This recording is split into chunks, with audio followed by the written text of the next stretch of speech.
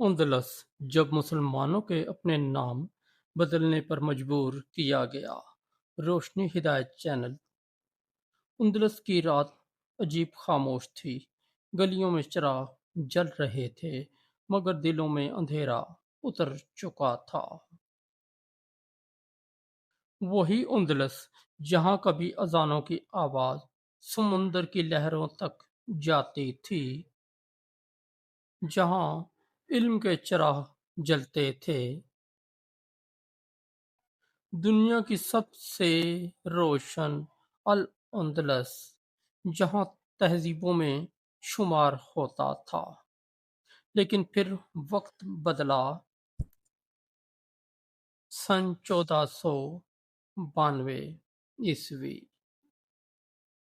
کے بعد مسلمانوں کی فال آف گرناڈا آخری حکومت بھی ختم ہو گئی، اور جب غرناطہ کی چابیاں فاتح بادشاہوں کے حوالے کی گئیں تو صرف ایک شہر نہیں گرا تھا، بلکہ ایک پوری تہذیب زخموں میں ڈوب گئی تھی۔ شروع میں وعدے کیے گئے کہ مسلمانوں کو آزادی ہوگی، اپنے دین پر چل سکیں گے،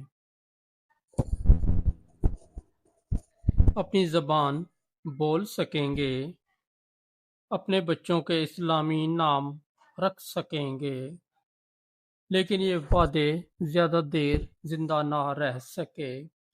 کچھ ہی برسوں بعد حکم آیا، اب مسلمان اپنے عربی اور اسلامی نام نہیں رکھ سکتے۔ محمد کو میگوئل بنایا گیا، عبداللہ کو فرنانڈو لکھا گیا، فاطمہ ایزابیل بن گئی، عائشہ ماریہ کہلانے لگی۔ نام صرف الفاظ نہیں ہوتے، نام انسان کی پہچان ہوتے ہیں۔ اور اندلس میں مسلمانوں سے ان کی پہچان چھینی جا رہی تھی۔ گھر گھر سپاہی جاتے، لوگوں کو گرجا گھروں میں لے جایا جاتا، زبردستی عیسائی نام رجسٹر کروائے جاتے، اور جو انکار کرتا اس پر ظلم کے دروازے کھل جاتے۔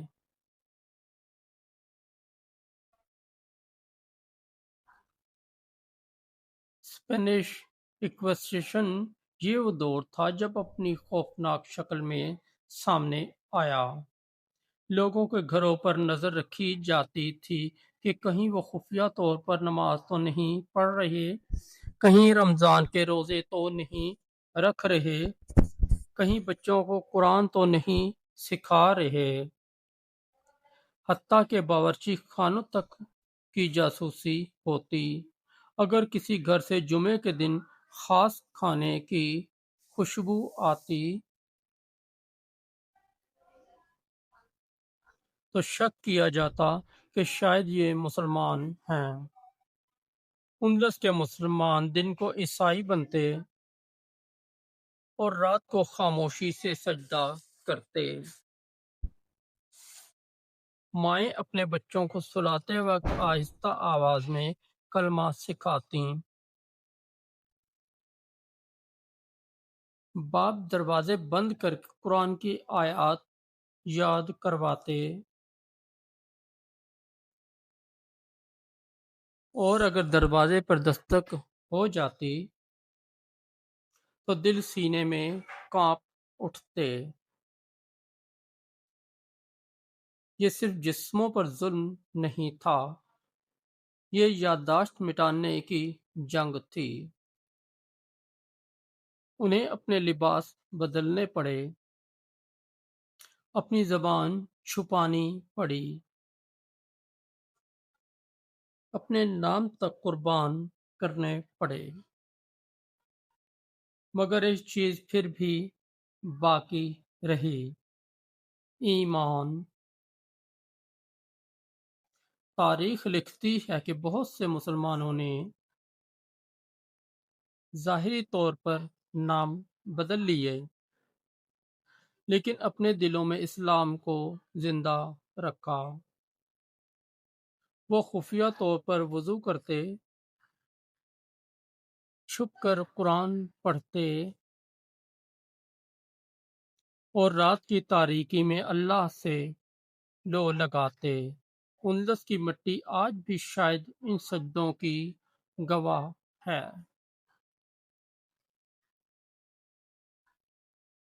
پھر وقت گزر گیا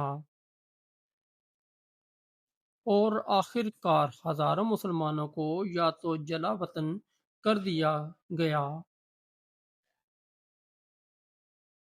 یا مکمل طور پر ختم کرنے کی کوشش کی گئی۔ لیکن سوال یہ ہے، اگر ایک قوم اپنی شناخت چھوڑ دے، اپنی تاریخ بھول جائے، اپنے نام، اپنی زبان، اپنی تہذیب سے شرمانے لگے، تو کیا باقی رہ جاتا ہے؟ اندلس کی کہانی صرف ماضی نہیں، یہ ہر دور کے مسلمانوں کے لیے ایک آئینہ ہے، کیونکہ قومیں تلوار سے کم اور اپنی شناخت کھونے سے زیادہ تباہ ہوتی ہیں۔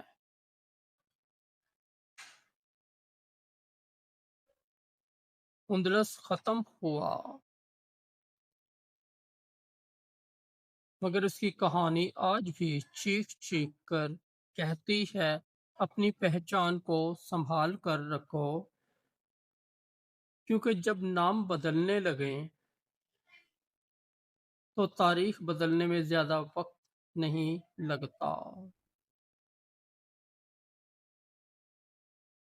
دوستوں، اگر آپ کو ہماری اسٹوری اچھی لگی تو ہمارے اس چینل کو سبسکرائب کر دیں، اس ویڈیو کو لائک اور دوستوں کے ساتھ شیئر کر دیں، اور ہمارا دوسرا چینل ہے جے وی انصاری، اس پر بھی ضرور وزٹ کریں، اس پر آپ کو بہت اچھی اسلامی اسٹوریاں ملیں گی۔